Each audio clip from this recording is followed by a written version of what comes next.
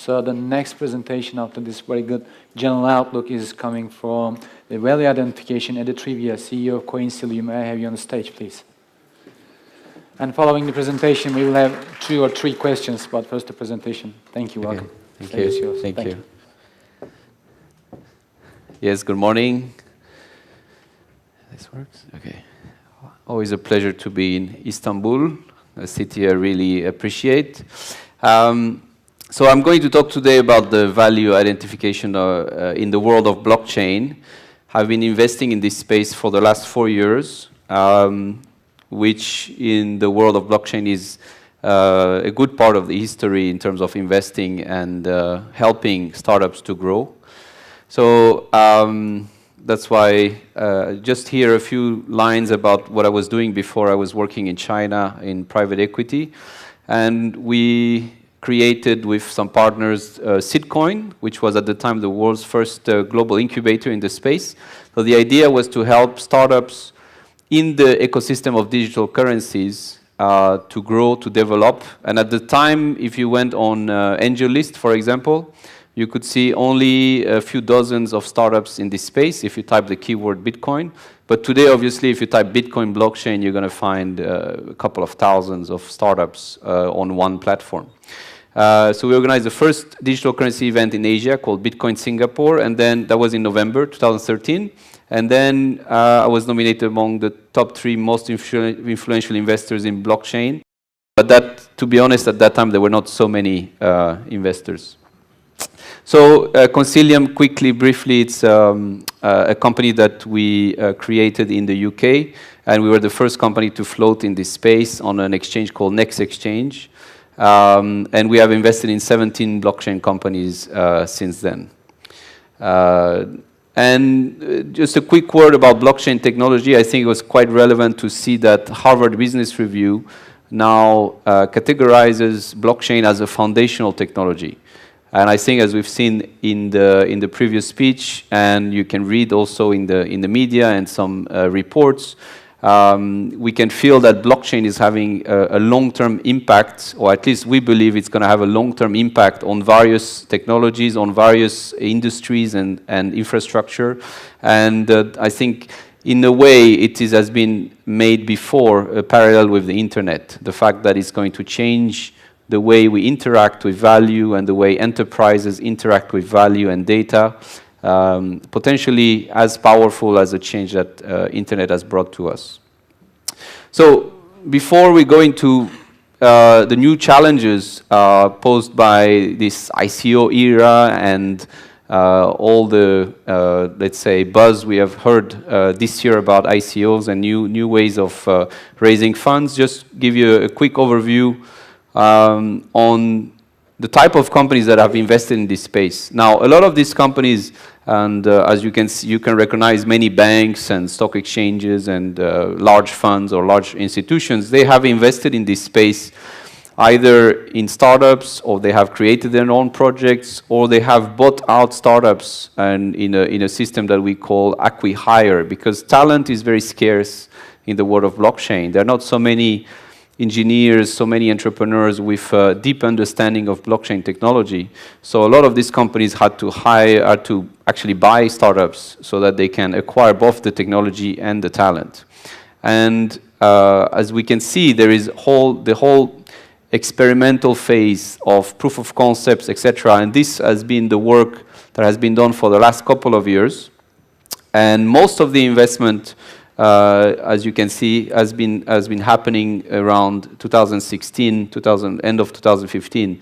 We started quite early in 2013, so we have worked on this level. This, in the top part of this table, are the type of companies that we could refer to as transactional companies, the companies where you exchange value. And these were the opportunities that you could find in 2013, 14 when we started. So financial services, payments, remittances, trading markets. Now, some of these companies have become quite large, but the next generation that we have seen emerge over the last couple of years has been related to security, data, smart contracts, and Internet of Things. So just to show already some evolution in the type of startups that you can invest in and you can look at in this space. Now, this is a chart about the different sectors that blockchain can be used. You have a lot of blockchain applications and solutions in these different sectors. So you may be quite familiar with the securities part. A lot of banks, a lot of financial institutions have been communicating about their activities there. So equities, smart bonds, smart derivatives, different forms of debt. So a lot of experimentation and applications coming out in this space. I just noted a few here just as examples. We are the first investor in RSK, which is a smart contract platform for Bitcoin that is validated by the Bitcoin network. And RSK is focusing, for example, on financial inclusion and digital identity, which is part of this chart. And in record keeping, Factom is one of the, so we also were the first external investor in Factom, and it's one of the leaders, for example, in mortgage, title records, let's say, safekeeping and tamper-proof keeping on the blockchain. So basically, they hash the data that is a compilation of the information you give to get a loan, or what property title companies keep as records, and they hash this data and they put it on several blockchains. Oraclize is a leading smart contract specialist based in London. We work with them. Indoors is one of our investments as well, a new LinkedIn, decentralized LinkedIn. So smart contracts, as you can see, has many applications, and actually smart contracts will kind of permeate through other sectors here in this chart. So this is just a quick, this is only 135 startups, blockchain startups that CB Insights has identified. And this is a small sample of the ICOs that have happened in the recent past. So as you can see, the value identification here is becoming more complex, not only because there are more startups, which is a good thing for everyone, for investors and for entrepreneurs in general, but also because a lot of these startups now are combining equity and tokens, so it makes it more difficult for people like us investing in this space. So this is just a quick example of the different sectors in which these companies are operating. And some of these sectors are actually quite new. I mean, if you look at prediction markets, where Gnosis and Augur have been quite famous, or Wings, which is actually a prediction market to predict how much a company is going to raise through an ICO. It's quite interesting to see that you have a few new sectors. Most of them are traditional sectors like health, insurance, media, etc. And it shows the sheer size of this ICO era that is on us right now. So just quickly give you examples and numbers. So this slide I have to update almost weekly. Because in 2017, only a couple of months ago, I was talking about 1.8 billion, and now we have reached already $3 billion of tokens that have been sold.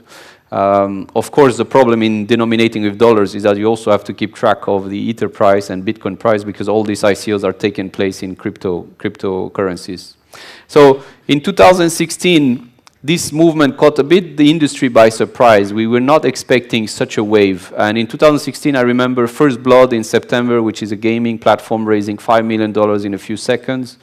Of course, the time that is mentioned there is just the time when it's open to the public and people can start using the smart contract and exchanging their crypto for the new token. There is a lot of work before that. But so the other example is Golem, which is creating this kind of universal computer. And in November, that was one, let's say, famous ICO, and one that was remarked in the sector. And then Qtum came and Cosmos came. So we're talking first quarter, second quarter 2017, and then Brave came and also did a massive raise. And these are only a few examples, but then you get companies like Bancor and other companies, and Tezos that was mentioned before, which raised more than $100 and $200 million. So then the amounts became quite larger. But this was, let's say, the beginning of this wave. And at the same time, in parallel, you have multi-million-dollar hedge funds And some of them started with actually cryptocurrencies that were created specifically for the purpose of investing in these tokens. So it's a whole new ecosystem here as well. So what are the challenges for the blockchain entrepreneurs in this world of ICOs? I think overall it's a great opportunity for them, and as was said before, it's a great way to monetize and to invest and to fund open source projects, which historically have not been the darlings of the Silicon Valley VCs. But, of course, there are new challenges. First of all, there are new security risks, because you put a lot of efforts, and these efforts is going to culminate in one specific event, which is a token sale. And that causes a lot of concentration and focus at that time, and a few things can go wrong.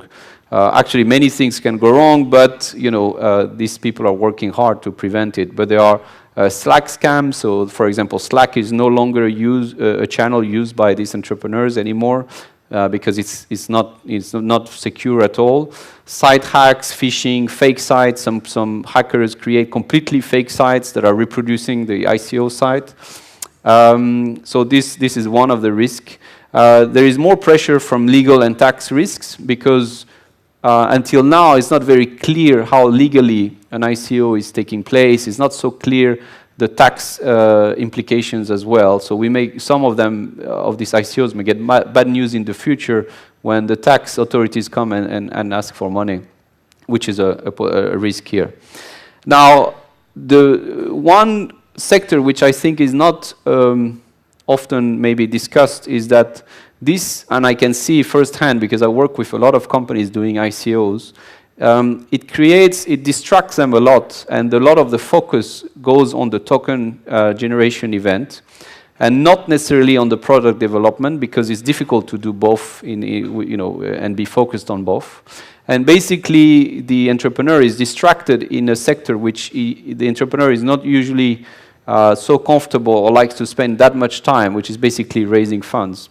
So that's quite, I think we're going to see more and more the teams of these blockchain startups getting divided, with one part of the team taking care of the ICO and the other part of the team focusing on the product. So I was last week in Asia across 4 countries in a week, and I can tell you that it takes a lot of time and energy for these entrepreneurs. I was there with 6 startups. They were pitching in different cities in Asia. It takes a lot of time and energy for them to do so. Also, what they may not realize at first is that an ICO is turning your startup, your small startup that's going out in the world, into a public company. I mean, all of a sudden, you can get tons of questions. You can get tons of people asking you what's going on, how is the program doing, and there is also, unfortunately, a suspicion of, let's say, people trying just to get money quickly, and that, of course, influences the discussions and can be an emotional burden for the entrepreneurs. And, of course, the token price, post-ICO, becomes a major concern, a bit like an IPO. A CEO of an IPO company, a public company, is going to be pressured on the share price. And what about investors? So the new challenges for us investors is, first of all, this new change of focus from equity value to token value. The fact that equity value, I guess, for the last couple of decades, most investors are quite comfortable about knowing how to measure. Of course, blockchain is one of these new technologies, so you usually don't have a historical record, you don't have revenues. I mean, it takes a lot of, instinct and of course, prediction, in a way, anticipation about what the company can do. So now, this is shifting to, instead of just appraising the value of the equity of a company, to go into the token value, which is a whole new subject, and that actually many investors master these days. So the token utility and the token price are becoming a concern, because a lot of these new ICOs are actually now measured in terms of market cap, which is a new system of measuring them. The regulatory environment, of course, is also a challenge for investors, because as an investor, you don't want to invest in a company which could have regulatory issues. And that's why a lot of them now are focusing on what we call utility tokens, app coins, etc., not trying to avoid what is referred to by lawyers as a security token. There is also this undefined relationship between the token buyers and the token issuers, but that's more at the, I would say, at the retail level. Although, of course, we don't know yet how, because these ICOs are quite new, we don't know yet how the relationship between the early investors for new rounds or, is going to evolve, or maybe all these ICOs will just keep on issuing tokens and may not worry about equity rounds in the future. It's a bit early to say. Of course, the due diligence may take longer because now investors have to focus on the white paper, token utility, token model, and that takes some time in addition to the general business plan and business model. Also, we can find a very good team. I mean, if you talk to most investors today, the most important is the team, right? So if you feel quite confident, if you have access to a great team, you feel that they're going to do well in their sector. But a good team could choose the wrong token model. So basically, the team assessment is also affected now by the token model. And then once after the ICO, the token price can be affected by events that nobody controls. ICO bans, which happen in China and in a way in South Korea. Regulations is changing. Exchange security issues. If an exchange is hacked tomorrow, probably all of the cryptocurrencies token prices will go down, kind of a domino effect. The media can talk about crypto in a negative light, and then the price of token as well can go down. Overall, the crypto market trends. So how is this ICO trend affecting blockchain investments? So basically, it's changing the way we work as investors. I mean, I see a lot of investors now, they are becoming what we call pre-sale deal hunters. So pre-sale is this concept where you come into an ICO before most of the public knows there is an ICO or before the conditions are very clear. Could I have here a show of hands of people who have bought tokens in a token sale? Okay, only a few. People looking at it, maybe? Okay. Anyone trying to issue a token here? A few, great, very good. So the blockchain fund managers are becoming ICO advisors. So I'm daily demanded as a potential ICO advisor. I try to make sure that I can actually bring something to these blockchains, projects that are doing an ICO. But of course, some of them are just contacting me because I go around, I speak, and I'm sometimes seen on the scene. So they just want to use, let's say, familiar faces to reassure token buyers. So I have to be careful, and we all have to be careful as fund manager to manage this relationship. Now, the blockchain funds and the investors now help facilitating the whole token sale as well. For example, we can put money into a company because they have to pay for this ICO cost. There is marketing cost, legal cost, tax assessment, etc. So we become financiers of the ICO. We become also a channel, a conduit for token buyers to find information about them. In terms of the angel and the seed investors, well, basically, they are becoming token buyers and, in a way, token evangelists because they want to make sure that other people buy these tokens. And some investment platforms, for example, like AngelList, is becoming as well a channel to sell tokens. They are famous for the SAFT, which is a kind of a new twist on the SAFE, which was a SAFE. SAFE was a simple agreement for equity, which is commonly used in Silicon Valley for investing, and now they have a simple agreement for future tokens instead of equity. So basically now a lot of ICO investments are focused on tokens, which is a lot of data, more than the traditional early stage investment in the startup. So it's at the moment, I think we're still in the space in this change, so in this kind of transition phase from traditional investing to tokens. So what are my predictions for the next 12 months about how this is affecting this? I think ICOs, whatever the risks and whatever the the problems they may face or regulatory problems are still going to be increasingly popular. I don't see that stopping anytime soon. I mean, it's a non-dilutive form of raising funds, so it's quite ideal for entrepreneurs. And at the same time, just to quickly go on the advantage, it also brings this network effect, the fact that token buyers are supposed to support the company and the project, so that's quite beneficial in general. So I think investors and entrepreneurs are going to develop this new form of relationship. In a way, it does tie in the investor a bit more than in a regular traditional investment. I feel that we are a bit closer to the companies. Although at Coinsilium we've always gone very early stage, so always helped them a lot. But I think all investors now are getting a bit closer because of these new tokens. There are improvements in technology and security which support token sales, and hopefully we'll see new tools. I mean, that was, for example, the aim of Tezos, is to bring new governance. Unfortunately, a bit ironically now, but I mean, it's quite, you know, it's quite still a big part of the agenda now, that governance of blockchains is an important part of the problem around blockchains in general. And we're going to see the emergence of new regulatory frameworks. So we work very close to Gibraltar, Financial Service Commission there, lawyers, government, etc. They're going to come up in January with a regulatory framework for companies engaged in token activities. We're going to see the first mergers and acquisitions in this space. That's going to be quite interesting, both on the intellectual side and on the technical side of this space. I believe there will be about $10 more billion of new tokens sold in the next 12 months, but the number could be higher. It's going a bit faster than anyone predicted.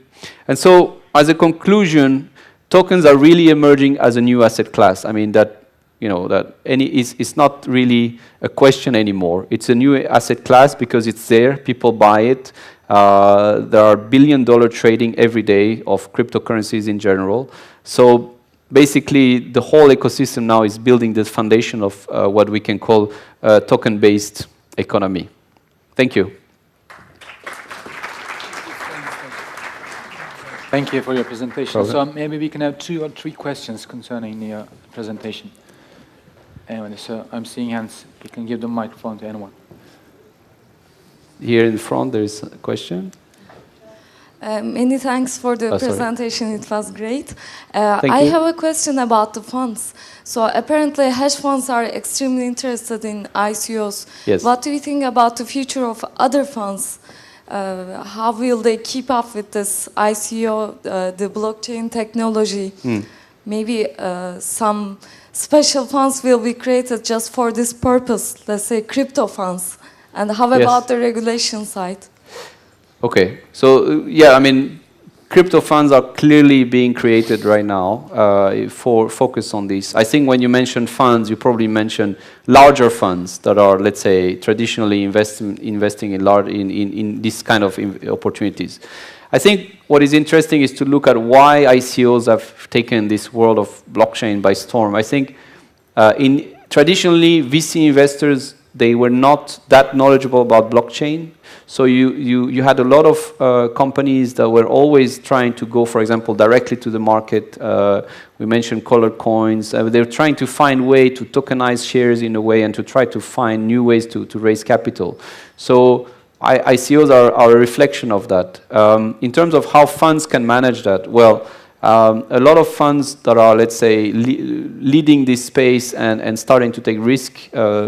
My only problem with these funds is that they focus a lot, again, as I was describing, on the token price, not necessarily on the fundamentals of the company and what they're doing in the blockchain space. Not all of them, but I would say a lot of them. So I think it doesn't help anyone, especially the entrepreneurs, if you get people who just want to make a lot of money very quickly, right? I think the good thing about traditional investment is that you have maybe 2, 3, 4 years of work together, and then slowly, you move to a next phase, etc., and then you develop an actual product, while a lot of crypto funds may be focusing on the next 2, 3 months after the ICO, and they may sell, make a handsome profit, and recycle that into another company, and again, what we call flip it, which is not great. So I think if bigger funds come, like, I don't know, pension funds, banks, etc., they could help kind of giving a more stable and more traditional approach to this space.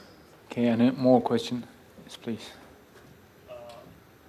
The microphone is coming. Just wait, thank you. Thank you for the presentation, first of all. My question is about Bitcoin. You know, it was first Bitcoin Cash, and yesterday it was Bitcoin Gold, and it's going to be happen Bitcoin Platinum. So if I have 2 Bitcoins yesterday, then I'm going to have 2 Bitcoin Golds. So where does this money come from? I can understand the Bitcoin, people invest that, but for it's very interesting for Bitcoin Gold in 2 weeks Bitcoin Platinum. The whole, I mean, the way cryptocurrencies are priced is all normally about price discovery on these worldwide exchanges, right? So I would say the price comes from supply and demand. If somebody goes on an exchange, if a miner has the new Bitcoin Gold, for example, goes on an exchange, starts selling it, if you have on the other side somebody paying $500, $100 or $1,000, that's a price, basically. It's a very simple mechanism. Now, my comment about these hard forks and these forks about Bitcoin is that if you're an entrepreneur, if you're a new user and you're on the edge, you're thinking, am I going to buy a Bitcoin tomorrow? I think the forks can discourage you from doing that because already Bitcoin is not such an easy concept to grasp. But if you start, when you're about to buy Bitcoin, people say, well, which Bitcoin are you going to buy? Right? You're going to buy Bitcoin Cash, Bitcoin Gold, Bitcoin 2X, etc. Then people will say, oh, you know, this is more complex than I thought. So that's my comment about this case is that, unfortunately, the hard forks, whatever reasons they come for, doesn't help the market in terms of mass adoption of cryptocurrencies because then people get more confused. One last question, maybe. There's a gentleman over there. I think. Hello. Do you have any idea of Polkadot? It's a new ICO. Yes. As we talk, lots of parties creating lots of things with lots of different technologies via blockchain. And once upon a time, there will be a requirement that these blockchains need to be talked together, integrate together. Sure. So maybe can you give a little information about this ICO which enables to communicate blockchains? Yes. I mean, I've read the white paper when it came out. I mean, to be honest, Polkadot is developed by Gavin Wood from Ethereum, which is a very, let's say, technical. It's a very technical white paper compared to some other ICOs which have a business angle. Polkadot is completely focused on what you were describing, which is connecting blockchains. So I think what people may not realize is that a blockchain is in its own little world. There is no way, apart from oracles, which is a system that feeds external data to a blockchain into a smart contract. A blockchain is in its own little world and doesn't communicate with other blockchains. So when you hear about Bitcoin blockchain and Ethereum blockchain, these are 2 completely separate blockchains. So what Polkadot is trying to do is trying to find a system to actually start having these blockchains communicate, which is technically quite complex, so I'm not going to go into all the details. But yes, you can have a look at it. It's part of what we would say this kind of infrastructure ICOs, you know, these ICOs which are trying to develop systems to kind of fix or help the whole ecosystem of blockchains. As I was saying, we are an early investor in RSK, which is also a new type of smart contract platform which is validated by different nodes and then validated by the Bitcoin network, which is quite interesting as well. So you can look at Polkadot, you can look at RSK, different technologies out there. Thank you. So we have a couple of more questions, but there's no time. So we're due for a coffee break, just for 10 minutes, please. Thank you.